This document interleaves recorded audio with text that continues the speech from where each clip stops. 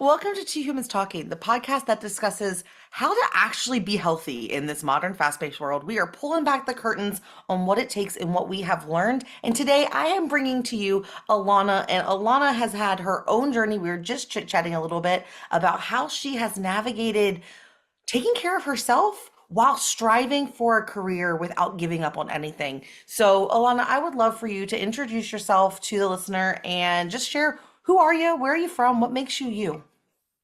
Yeah, thank you so much, Tiffany, for having me. I'm glad to be part of your podcast and share my message with your audience today. So I am based out of New York. I've been here over 25 years now, and I help purpose-driven entrepreneurs, specifically women, align their purpose with profits as they grow legacy companies that do more good in the world. That is my bigger mission and vision based behind the work I do. And the way I do that is help them with the main two problems which most businesses encounter based on their phase and stage, which is inconsistent cash flow or scalability issues. And I mainly focus on the pillars of branding, marketing, sales, systems, and team. So that is what I do today. A little bit about my background. I'm a corporate dropout.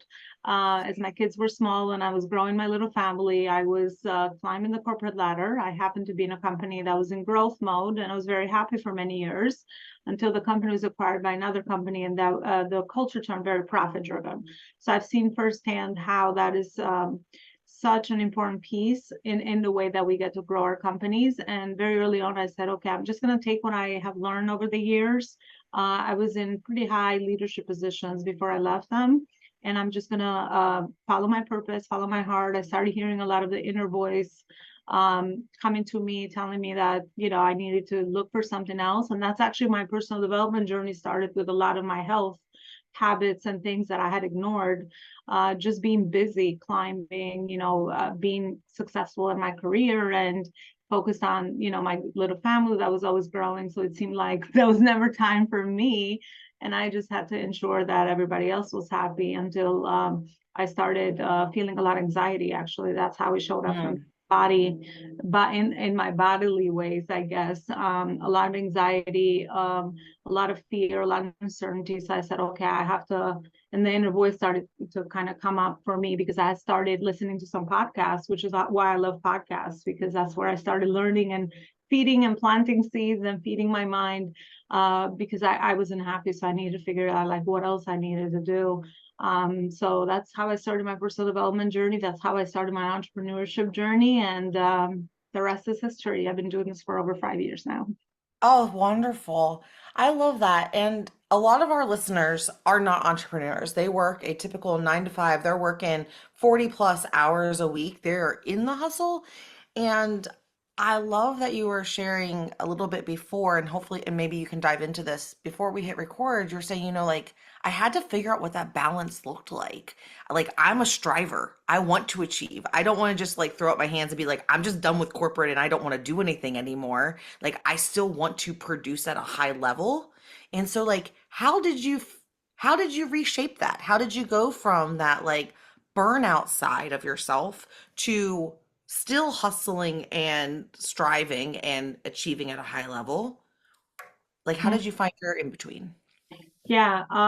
Looking back, what I know now, I started to become more intentional and started to take Mm. some time to reflect, to meditate.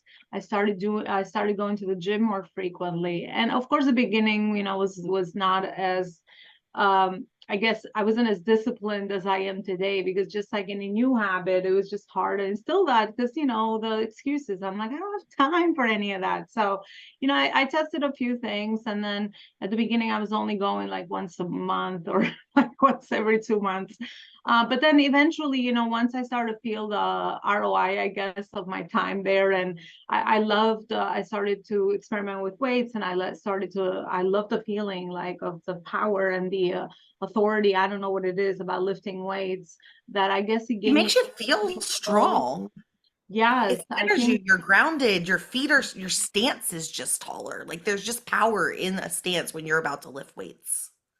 exactly. And he also started to teach me, the physical limits that I had put my body under, they didn't exist. So I started hiring a trainer, and that's kind of how that journey progressed. But I think the biggest thing looking back now that I have both perspective of being an employee for 13 years and working for myself for the 5,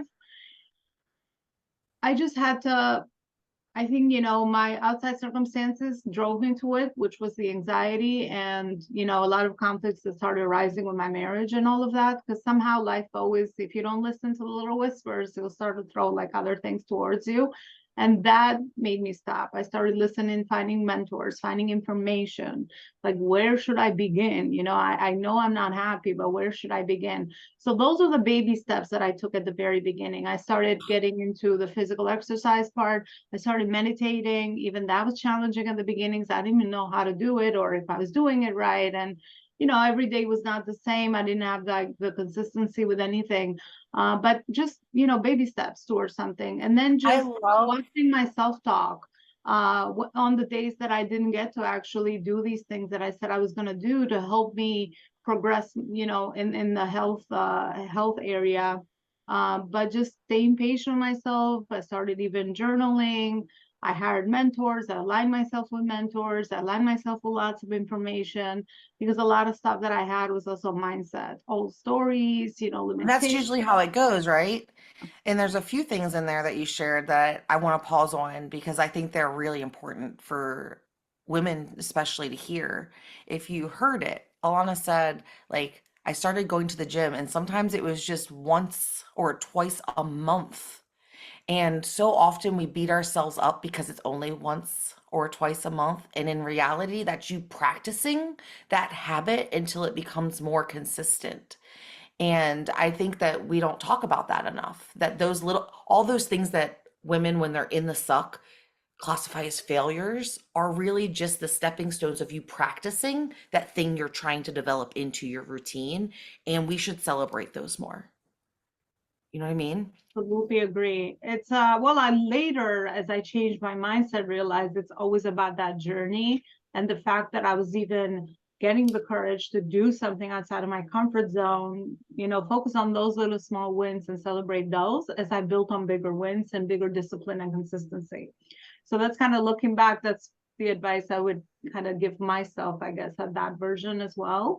But yeah, I think it's just like anything. I take the same approach in building a business or starting anything new, starting a new hobby, starting a new passion project, focusing on our vision for life, the way that we want to intentionally create it. Everything begins with those baby steps as you build upon the experience, the skills, the knowledge that you need to continue to grow in whatever area is it that you're focusing on. 100%.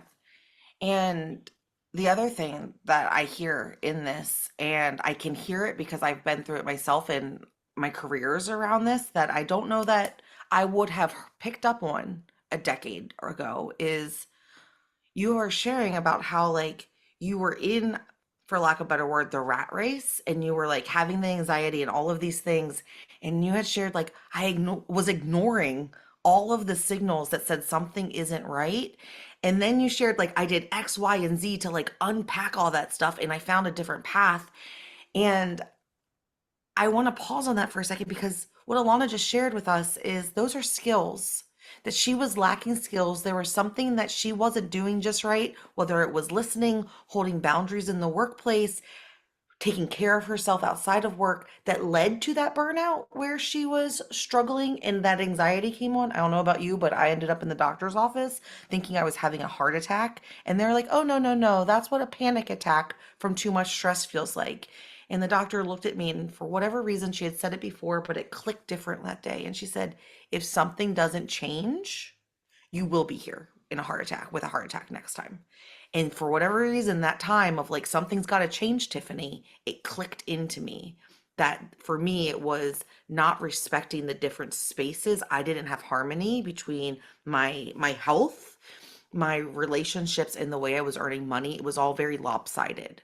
And so now it's always a dance, right? And whenever I feel that anxiety now, it's like that pause of, okay, I'm not doing something that's in alignment anymore. Like, where do I need to shift gears and listen to those little whispers? And so I love that you shared that because I think so often as women, we just beat ourselves up and we're on the rat race and this is what it is and we have to take care of everyone. And I can't, I can't change anyone and I'm tired of fighting and all of this. And it's like, wait, pause.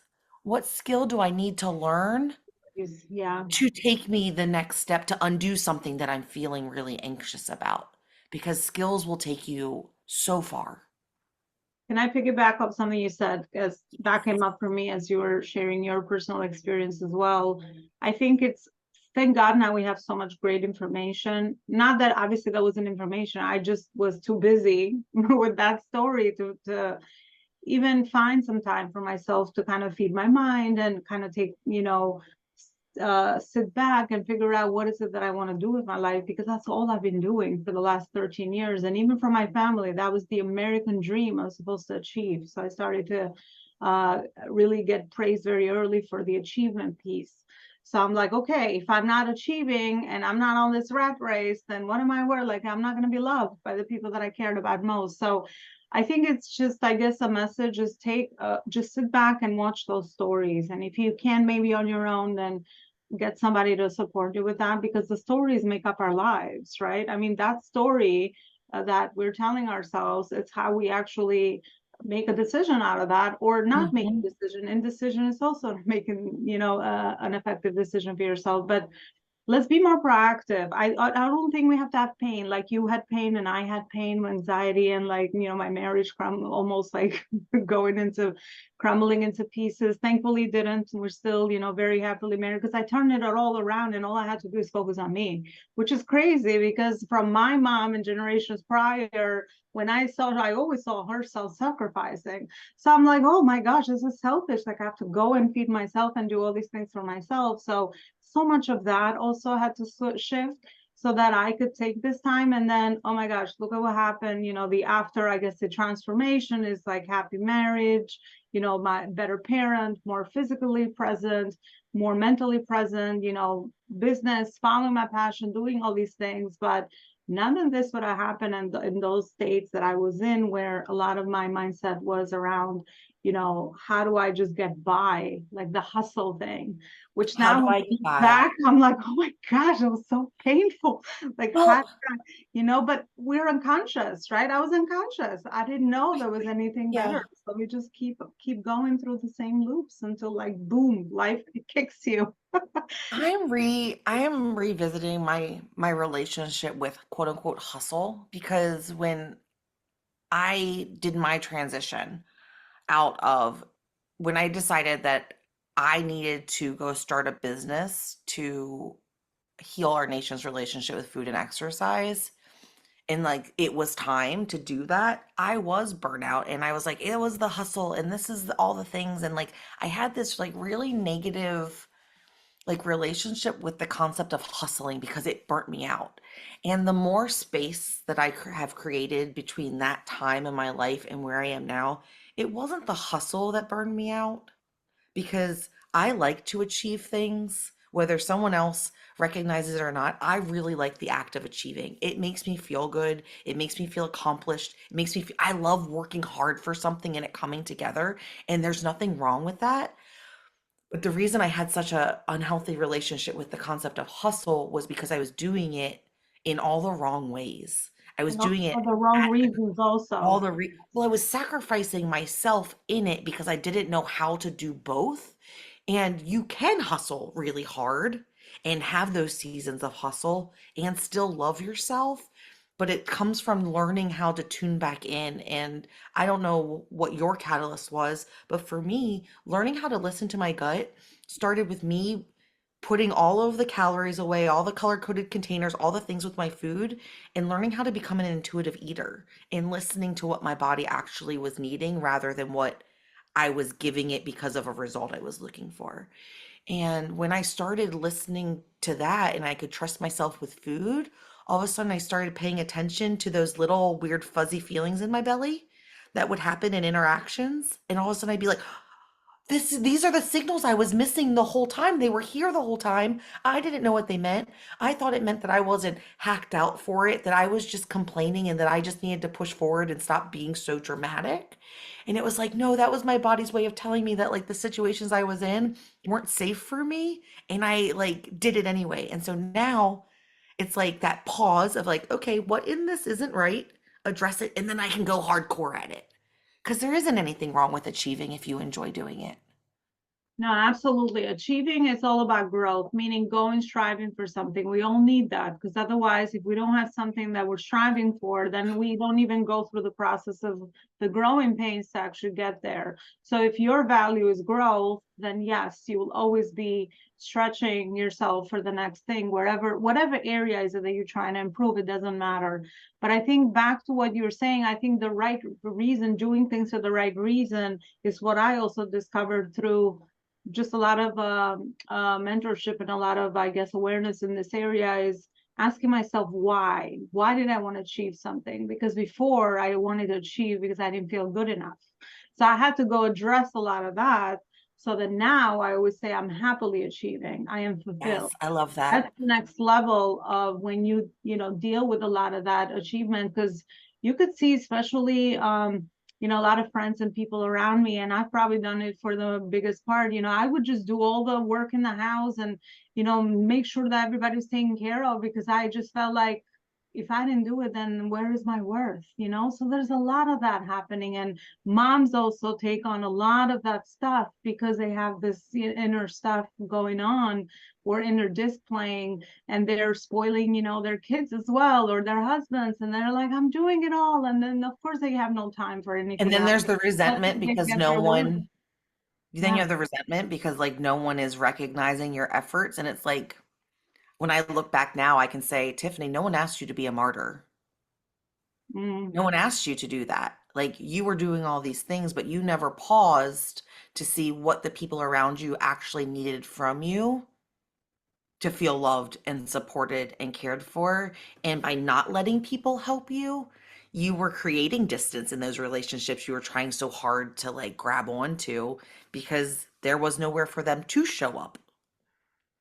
Exactly, exactly. And I love the intuitive part that you mentioned, because right now I'm in my own process of figuring out how to listen to my body as far as nutrition is concerned as well, and energy levels. But it's so amazing how through the, I don't know what it is, commercialism, marketing, technology, this busy world we're living, we've moved away from a lot of our native ways that we're all equipped with, Mhm. which is our intuition, knowing what to do in the right moment, making the right decision for ourselves, accessing our inner wisdom, listening to our bodies, all these things that maybe years ago were kind of, those are native to us. Those are like, that's our nature as human beings. And we've moved away into figuring out, and I don't know, programming into looking for other people to give us the answers to things, Yes. when it's all, if you just go back home, If it's you all learn to listen. you. Yes, it's all within you. I So we're really started, I really think it starts when we're little because like you're getting ready to go into school, right? So you're told when you can be hungry, when you're allowed to use the bathroom, when you're allowed to be thirsty. And then as you grow older, like your stomach's, I don't know about you, but in my house, it would be like, I'm hungry. And my mom would be like, we just ate.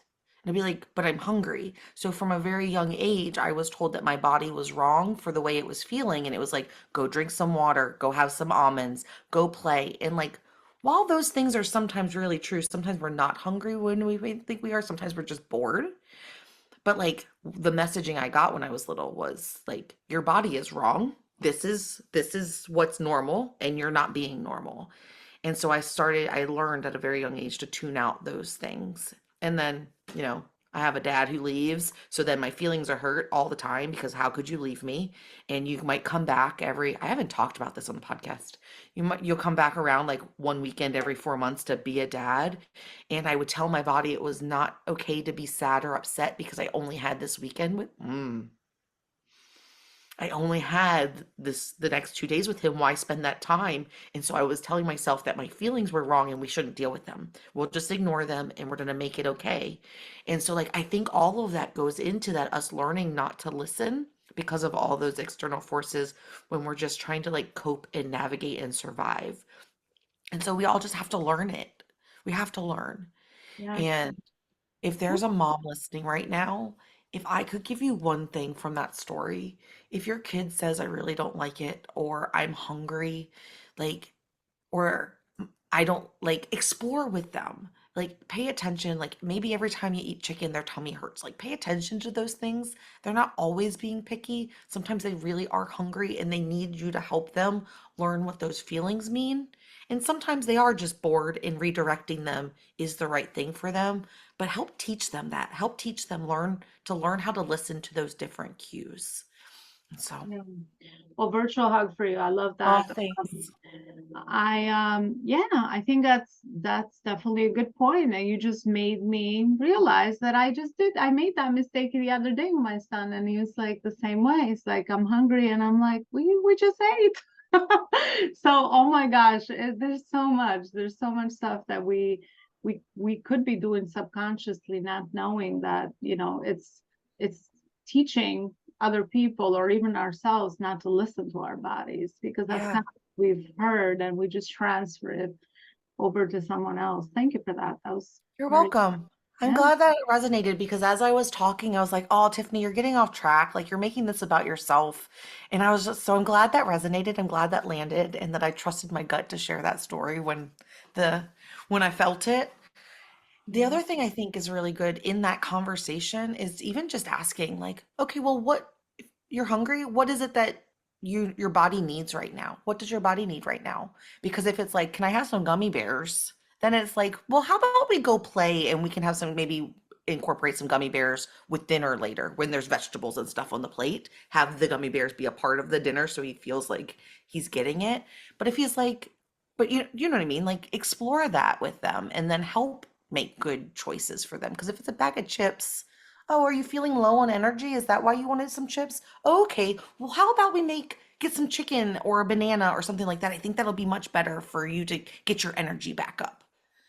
Yeah. And No, there's definitely options. And just like anything, stopping and asking the right question, even with that, that's kind of what comes up for me on the other end with all the stuff that we're talking about, self-care, health, and every decision that we're making is always like sitting back and asking the questions, right? Because without going into automatic behavior or automatic habits of, okay, do that, or problem solving, right? That was my biggest thing that I have worked on for the longest, because I got praised as an achiever and as a problem solver. I would solve problems for my family all the time. So I'm like, okay, so I guess that's what I do. I solve everybody's problems, which is great for entrepreneurship, but in a conscious way now. it It could be prepared not good you. for parenting. It prepared you for starting a business because you have to be a problem solver in entrepreneurship. And I don't have kids, but I imagine you have to be a problem solver as a parent too.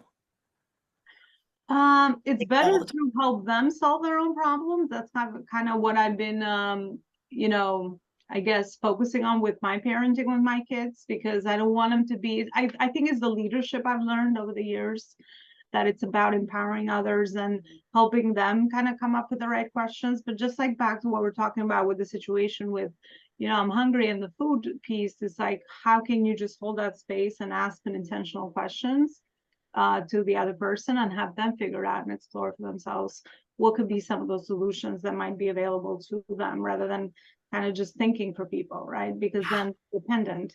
And I always saw my role in the bigger, I guess my bigger purpose as a parent, to ensure that my kids were independent, and they're exploring their own journeys and all of that. So for me, that's kind of how that all connected. But yeah, it's just taking I time just got to solve goosies. everything. I just got goosebumps hearing you say that because that means like you said, you're empowering them and you're helping them create a healthy relationship with food and movement too, right? So that they're not struggling through what you're struggling through right now because you're teaching them the tools to be empowered Exactly. and That's they're the not making it wrong. Oh, yeah. so good. And So that's how we give back as humans. Once we learn something, I found that that's where happiness comes from, right? When we learn something and we share it, that's kind of, I don't want you to make the same mistake. And showing empathy and all of that is how we give back. And now we get to help someone else, that they don't have to go through the pain that I might have gone through to learn that lesson. If I can yes. share it, which is why I love the whole coaching and consulting industry, because it's all based on those principles of learning from other people's experience. I mean, you will still have your own, but if somebody's already been through a similar journey and it's a couple of steps ahead, then of course they could save you lots of time by just sharing a lot of those lessons that Yes. you don't have to learn on your own. So good. So, Lana, at this stage in life, what does healthy mean to you? What does being healthy mean? Being healthy to me means healthy relationship with self, healthy relationships with others, and then healthy physically, mentally, spiritually. Mm. Yeah, that's Is kind that of different than maybe 15, 20 years ago? Or have you had that? um if you were to ask me that many years ago, healthy would just mean physical, meaning I don't have any disease, I'm not going to the doctor, I don't have something that I'm constantly like focusing on. That's where it would have ended. But now, yeah, that's So how I would cool. define it. That's so cool. And I love this because one of my favorite things about this podcast is as it's evolving, like so many people came to the podcast originally because it's like, oh, I want to be healthy because I want to look the part, right? And week after week, all of the guests share, like healthy for me is like when all of these things are coming together and I have the energy to live in the mindfulness to live the life that I want to live. And very few people talk about the size of their body anymore when they talk about being truly healthy. And I love that. And I'm like, if we can keep doing this, not that saying like your physical body, no one gets to say what your healthy is for you, but it's a feeling.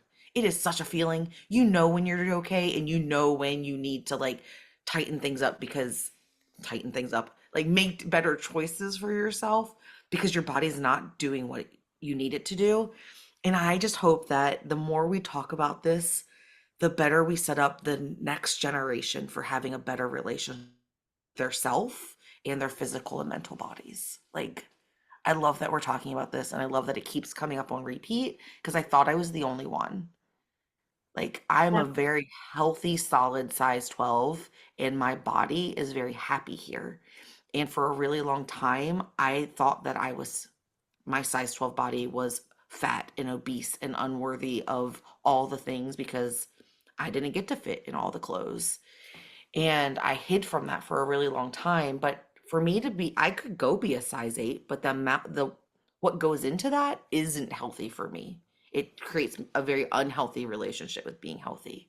And so I just say all that to say, like, I love that the conversation is shifting finally after all of these years that we're saying, okay, diets don't work. It's not just what I look like, but if all of these other, who cares what I look like if all these other things are not in alignment and aren't coming together? What does it matter? So I love that we're having that conversation. Oh, absolutely. We'll definitely have evolved. Education's out there. People are learning that we there's different things that we can look at. And I think we're going deeper into things, right? Because the way you look is so superficial, right? So if you just measure that, then that's why most people were into, oh, I want to look like that. That looks like somebody that I would like to look, like, but that's just superficial. When you go into the layers of depth, you realize there's so much more into health, So and much more to everybody it. gets to define it for themselves. But even with COVID, we have seen how being healthy, health is really our wealth. I mean, unless we have that and we consciously take care of it, then what else is there? The rest, we Right. can't have the relationships we want, we can't have the success we want, we can't have the wealth we want. We can't have the great sex that we want if our body isn't doing what we want it to do. Like, Yes.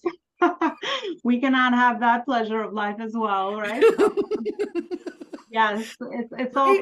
connected. It's all in us. So Oh, I love it so much. As we're wrapping up today's episode, is there anything that's on your heart that we didn't talk about or a message that you want to leave with the listeners? um I think it's back to intuition, and also learning that everything in our life is here to teach us something. And I talk a lot about purpose a lot, meaning let's pay attention to those dots connecting in our journey. Let's always work on our awareness, which always comes from that slowing down, mindfulness, those pieces that we intentionally implement in our lives so that we start to tap into our intuition and then let that guide us, whether it's our health, our finances, our careers, our parenting, relationship with self, all those areas. Because I honestly think that that's a tool that we have, and everybody today is striving for authentic alignment. And I think it's definitely we're heading in the right direction. I'm sure we're going to discover more around, this whole thing, but once you're aligned and once you are authentic and you every day you shed a lot of layers that are no longer aligning with who you actually are at your true core, then the rest just becomes a natural byproduct. Your health is going to be a natural byproduct, your success, your business, your career.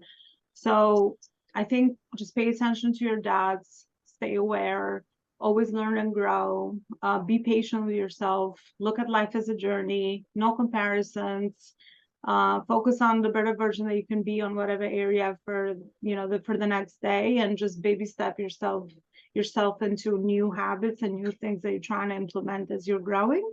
And you're always going to be in the right direction with that. So you're always going to be evolving. So I think what I'm trying to say is that let's always evolve, grow and evolve as humans.